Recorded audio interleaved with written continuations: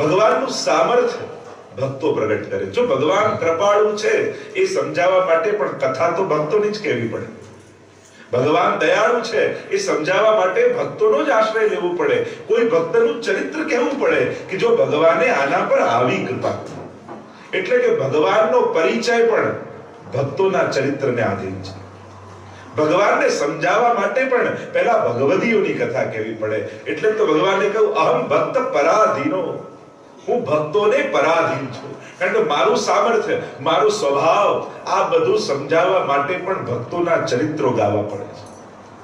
અને એટલા માટે પ્રભુ એમ સર્વતંત્ર સ્વતંત્ર છે, જેને કોઈ વશ કરી શકતું નથી, જેને કોઈ આધીન કરી શકતું નથી.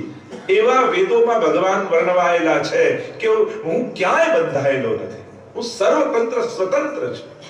પણ એ જ ભગવાન જ્યારે ભક્તોની સામે ઉભા હોય ત્યારે બે હાથ જોડીને ભગવાન શું કહે?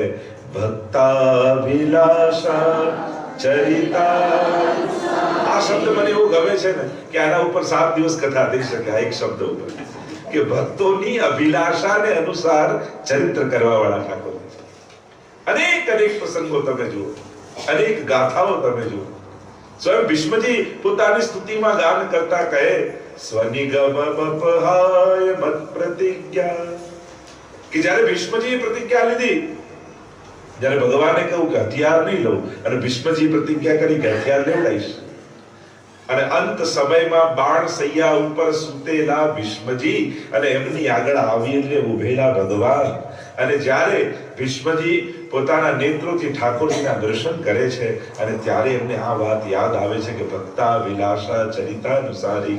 જ્યારે આપે પ્રતિજ્ઞા લીધી કે હથિયાર નહીં લઉં અને સામે મેં પ્રતિજ્ઞા લીધી કે હથિયાર લેવડાઈશ, ત્યારે મારા વચનોને સાચા કરવા માટે આપે પોતાના વચનો છોડી દીધા. મને સાચો ઠેરવવા માટે કે મારો ભક્ત ક્યારે હારતો નથી, મારા ભક્તની અભિલાષા ઈચ્છાને હું વરતું છું, એ સિદ્ધાંતને રાખવા માટે આપે પોતાની પ્રતિજ્ઞા છોડી અર્જુનને પડેલો જોઈ રથના પૈડાને આંગળીમાં લઈ અને મને મારવા માટે દોડ્યા. ત્યારે મને યાદ આવ્યું આપ તો ભક્તા વિલાસા ચરિતા અનુસાર.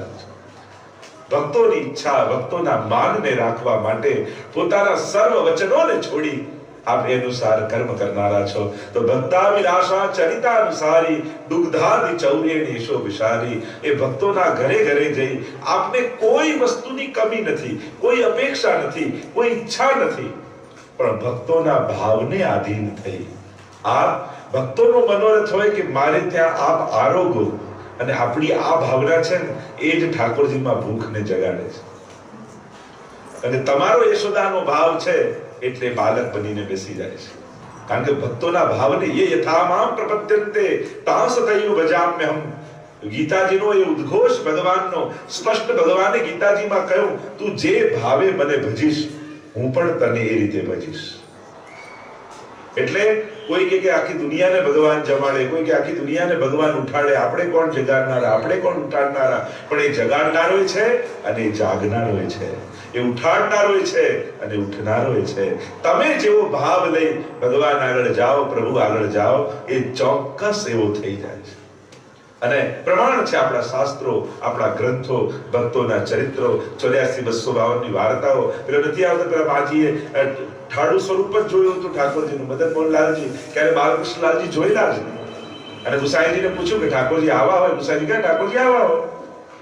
અને પેલો એક વૈષ્ણવ પોતાના ઠાકોરજીના ઘરે પધરાઈ ગયો અને બાલકૃષ્ણલાલજીનું સ્વરૂપ ક્યારેય જોયું નથી. ત્યાં જાપીજી ખોલીને જોયું તો ઠાકોરજી આમ વળેલા. ઘૂંટણથી થયું કે ઠંડીને કારણે આ વૈષ્ણવ ધ્યાન રાખતો નથી, એટલે ઠાકોરજી ઠંડીને કારણે ઠઠરી ગયા, વળી ગયા. ગરમ તેલ તૈયાર કર્યું, ચરણોમાં, હમણાં વિસ્તાર નથી કરતો પણ ચરણોમાં ઘસવા લાગ્યા. અને પ્રભુ વિચાર કરે કે વાંક માજીનો નથી, એને તો ક્યારે વાંક જોયેલા નહીં, વાંક પેલા વૈષ્ણવનો નથી, એ તો પધરાવી ગયો. પણ જો હું ઉભો ન થયો તો મારો વાંક ચોક્કસ. અને બાલકૃષ્ણલાલજી મદન મોહન લાલ થઈ ગયા, ઠાડા થઈ ગયા. જે સ્વરૂપ આજે પણ મથુરામાં બંગાળી ઘાટમાં ઠાકોરજીનું મદન મોહનલાલજીનું મંદિર છે ત્યાં વિરાજ છે, છોટે મદન મોહનલાલજીના મંદિર રૂપે, કે જે બાલકૃષ્ણલાલજીમાંથી મદન મોહનલાલજી થઈ ગયેલા. તો ભક્તા વિલાસા ચરિતા. એટલે તો આપણે વાર્તા સંખ્યામાં બે બેલાડી ઝઘડતી હતી અને ઠાકોરજી ડરી ગયા માજીને ત્યાં અને કહ્યું કે ભૈયા બહુ ડર લાગે. ત્યારે માજી કહે તમે પૂતના મારી, અગાસુર બકાસુર માર્યા, નાનાથી ડરો છો? ઠાકોરજી કે તારે કારણે તો બાળક બનીને બેઠો છું, નહીં તો હું તો બધાને મારનારો. તારો ભાવ છે ને બાળક થઈને બેઠો. અને એટલા માટે તમારો જે ભાવ હોય પ્રભુ સાથે એવો જ વ્યવહાર કરો. અને ક્યારે પણ એ ભાવ અને વ્યવહારમાં ઠાકોરજી આપણી સેવા સ્વીકારતા હશે કે નહીં એવી શંકા ક્યારેય નહીં કરે. આપણા આચાર્યોએ ના પાડી કે તમે જ્યારે મહાપ્રભુજીની આજ્ઞા અનુસાર વ્રજભક્તોના ભાવ અનુસાર પ્રભુની સેવા કરો છો તે સ્વીકારતા હશે કે નહીં એવી શંકા મનમાં ક્યારે લાવવી નહીં. પેલું ગણપતિજી દૂધ પીતા હતા ને ઘણા ઠાકોરજી પર પણ ટ્રાય કરે તો મેં એ જ કીધું આજ સુધીની તારી સેવા ગઈ, કારણ કે તે આજે પીવડાઈને એ સાબિત કર્યું કે આજ સુધી તારા ઘરે ક્યારે પીતા નહોતા.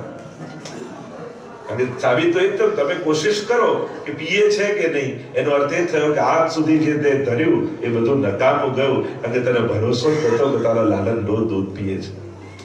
હસ હસ દૂધ પીવત હે નાથ, લાડલી અચવાય પહેલે પાછે આપ આધાર.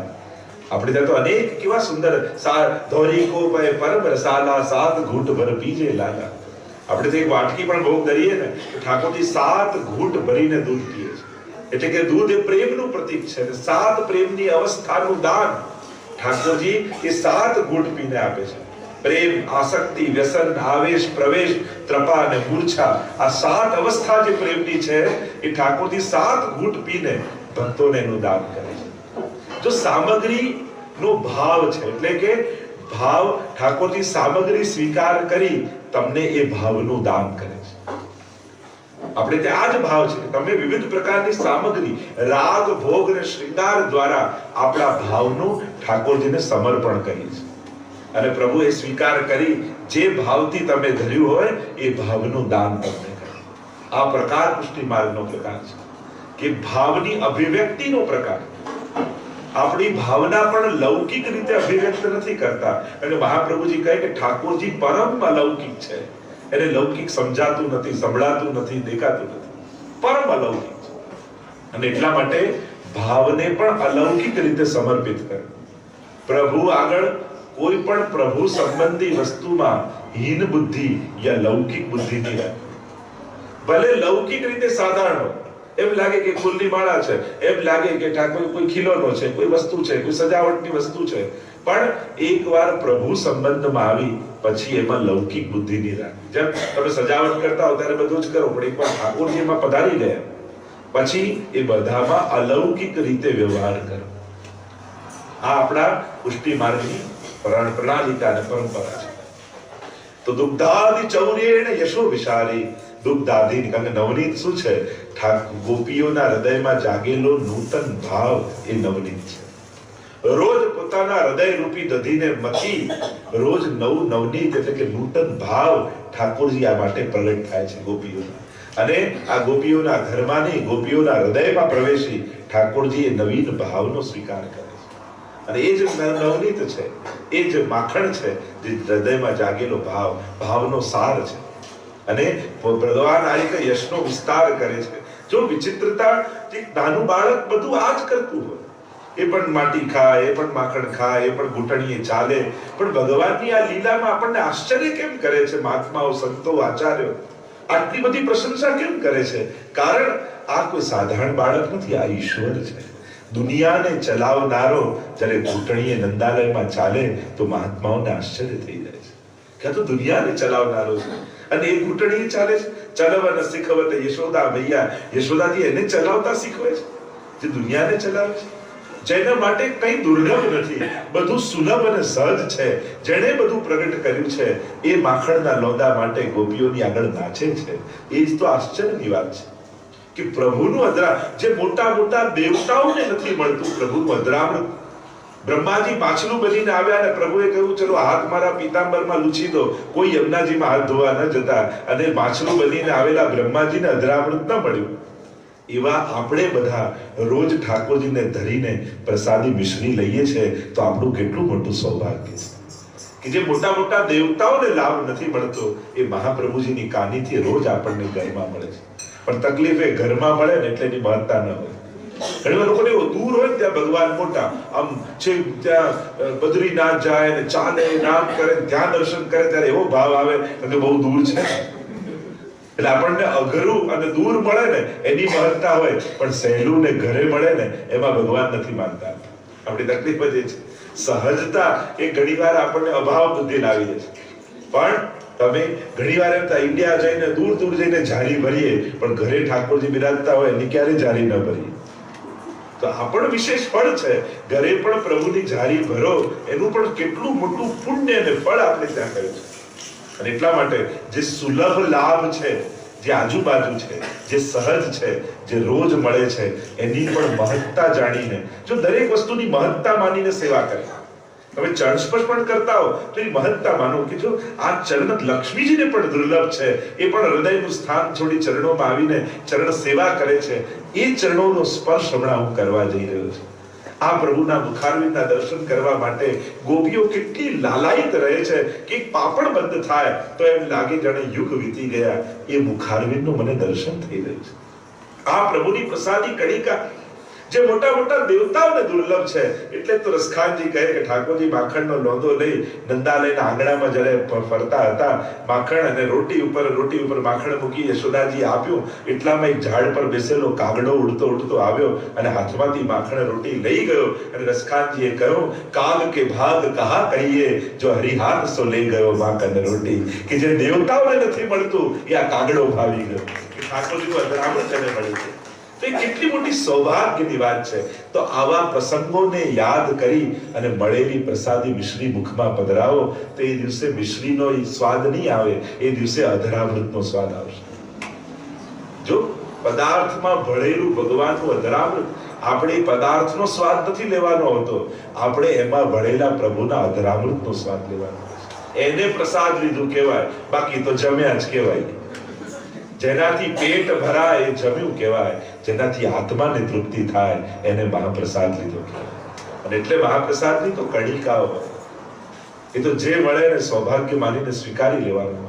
તો આ મહત્તા આપણે ત્યાં છે. અને એટલા માટે કહ્યું, દુગ્ધાદિ ચૌર્યેણી યશો વિશાળી કુમારતાનંદિત ઘોષનારી. કુમાર લીલા કરી, 5 વર્ષની અવસ્થાએ કુમાર લીલા કરી અને ઘોષનારીએ વ્રજનારીઓને જે આનંદ આપ્યો છે ઠાકોરજીએ અનેકવિધ લીલાઓ દ્વારા. કારણ કે અનેક પ્રકારના ગોપીજનો છે. કોઈ બાલ ભાવ, કોઈ કિશોર ભાવ, કોઈ પ્રૌઢ ભાવ, અનેકવિધ ભાવના વાળા ગોપીજનો. તામસ ભાવ, રાજસ ભાવ, સાત્વિક ભાવ, નિર્ગુણ ભાવ, જુદા જુદા ભાવને ધારણ કરનારા ગોપીઓ રોજ નંદાલયમાં આવે છે. અને જેમ પલ્લાના દર્શન કરતા હોય, પલ્લામાં ઝૂલતા પ્રભુ, એ ઝૂલતા ઝૂલતા પણ જેનો જેવો ભાવ છે એવો ભાવનો એનો અનુભવ કરાવી છે. જો મર્યાદા પુરુષોત્તમ ને પુષ્ટિ પુરુષોત્તમનો ફરક આ, મર્યાદા પુરુષોત્તમ મંદિરમાં જે સ્વરૂપે બિરાજતા હોય એ જ સ્વરૂપે કૃપા કરે ને દર્શન આપે. અને પુષ્ટિ પુરુષોત્તમ ભલે કોઈ પણ બાલકૃષ્ણ હોય, મથુરાધીશ હોય, દ્વારકા, જે સ્વરૂપે હોય, પણ વૈષ્ણવ જે ભાવ લઈને આવ્યો હોય એ ભાવનો અનુભવ કરાવે છે. આ મર્યાદા પુરુષોત્તમ ને પુષ્ટિ પુરુષોત્તમનો ફરક. કે પુષ્ટિ પુરુષોત્તમ ભલે બાલક લાગતા હોય, પણ દર્શન કરના મંગલ મંગલ વ્રજભૂમિ મંગલમ મંગલમ ઇહ શ્રી નંદ યશોદા, આ પદમાં પણ ત્યાં સુંદર વર્ણન કર્યું કે જેનો જેનો ભાવ જેવો છે એ રીતે ઠાકોરજી એમના પર કૃપા કરે. આ પુષ્ટિ પુરુષોત્તમની વિશેષતા. અહીંયા ભક્તને બદલીને ભગવાન કૃપા નથી કરતા, પણ ભક્ત જેવા થઈને ભગવાન કૃપા કરે છે. સ્વભાવ સંતથા ભાવો ન વૈ શક્ય કથંચન અતસ ત્રિવિધ જીવેષુ ત્રિવિધા ભગવત કૃતિ. એટલે સુબોધનીમાં મહાપ્રભુ સમજાવે છે કે તામસ લીલા, રાજસ લીલા, સાત્વિક લીલા, આ બધી જુદી જુદી લીલા ભગવાન કેમ કરે છે? કારણ કે જુદા જુદા પ્રકારના ભક્તો છે. અને જુદા જુદા પ્રકારના ભક્તો છે, દરેકનો ભગવાને પોતાનામાં નિરોધ કરવો છે, પોતાનામાં મન લગાડી દેવું છે ભક્તોનું. એટલે ભગવાન ભક્તોને નહીં બદલે, પણ ભગવાન એવી લીલા કરશે કે તામસ લીલા કરે એટલે તામસ ભક્તોને એમ થાય આ તો અમારો ઠાકોરજી છે. રાજસ લીલા કરે એટલે રાજસ ભક્તોને આ તો અમારો પ્રભુ છે. એટલે ભક્તોના ચરિત્ર, ભક્તોની સ્વભાવ અને પ્રકૃતિ પ્રમાણે લીલા કરી અને ભક્તોના મનને હરી લેનારા ઠાકોરજી છે. આ પુષ્ટિ પુરુષોત્તમની વિશેષતા છે. એટલે જ કહ્યું, કુમારિતા નંદિત ઘોષનારી. કુમાર લીલા કરી અને ગોપીઓને આનંદ આપનારા એવા કોણ? મમ પ્રભુ શ્રી ગિરિરાજ ધારી. મારા ઠાકોરજી કોણ? તો કે આ ગિરિરાજધારી, જેણે ગિરિરાજજીને ધારણ કરી અને સર્વને સંકેત કર્યો કે આ ભગવદીનો આશ્રય કરશો તો મારા સુધી તમે પહોંચશો, આમનો આશ્રય કરશો, કારણ કે આમનામાં અને મારામાં કોઈ ભેદ નથી. અને એટલા માટે આપણે ત્યાં ભગવદીય સંઘની આટલી મહત્તા છે. અને ઠાકોરજીમાં ખાલી ઠાકોરજી મળે, કદાચ ગુરુમાં ઠાકોરજી અને ગુરુ બે મળે, પણ કોઈ ભગવદી પાસે જાઓ તો ત્યાં હરિ, ગુરુ અને વૈષ્ણવ ત્રણેયનો મેળાપ થાય. આપણે કહેતો વૈષ્ણવ એને જ કહીએ ને, પહેલો વ વલ્લભનો, વૈષ્ણવ બીજો વ વિઠ્ઠલનો, વચ્ચેનો સ્ન એ કૃષ્ણનો. તો જેના હૃદયમાં ઠાકોરજી, વલ્લભ અને ગુસાઈજી એક કરીને હૃદયમાં બિરાજતા હોય એ જ વૈષ્ણવ છે. તો જ્યારે એટલે જ અમારા હરિરાયજી વલ્લભ સાખીમાં પણ કહે છે કે વૈષ્ણવ આવે વારણે, હસી હસી નાવે શીશ, ઉનકે મન કી વો જાને, મેરે મન જગદીશ. વૈષ્ણવ જ્યારે આવે કોઈ પણ ભાવે, એ ભલે ને લૌકિક કામથી આવ્યો હોય, પણ એ લૌકિક કામથી આવ્યો હોય એનો અર્થ એ નથી થતો કે તમારે પણ લૌકિક થઈ જાય. આપણી અલૌકિકતા આપણા ચિત્તમાં સદાય બનાવી રાખે. આપણી તકલીફ શું થાય? જેવા સંજોગ, જેવા વ્યક્તિ, પરિસ્થિતિ મળે આપણે પણ એવા થઈ જાય. પણ હરિરાયજી કહે છે તું એની ચિંતા ન કર, તારે ભક્તિનો આનંદ લેવો છે તો સામેવાળો ભાવવાળો છે કે નહીં એ જો તું મૂલ્યાંકન કરવા બેસીસ, તું તારા ભક્તિનો આનંદ નહીં લઈશ. આપણે બધી તકલીફ છે ને, ભલે અલૌકિક સ્થાનોમાં આપણે જઈએ, પણ ત્યાં જયારે તોલવા અને માપવા અને વિવેચન કરવા બેસી જઈએ, આમ હોવું જોઈતું, તો નામ કરાવવું જોઈતું, નામ લાઈન થવી જોઈએ, નામ ચોખ્ખાઈ હોય, આ બધું જો કરવા બેસી જઈએ તો આપણે આપણા ભક્તિનો આનંદ ઘણીવાર ગુમાવી બેસીએ. અને એટલા માટે અલૌકિકતાનો આનંદ લેવો છે તો તમારે અલૌકિક બનીને રહેવું પડે, ત્યારે જ એ આનંદ પામી શકાય. તો મમ પ્રભુ શ્રી ગિરિરાજધારી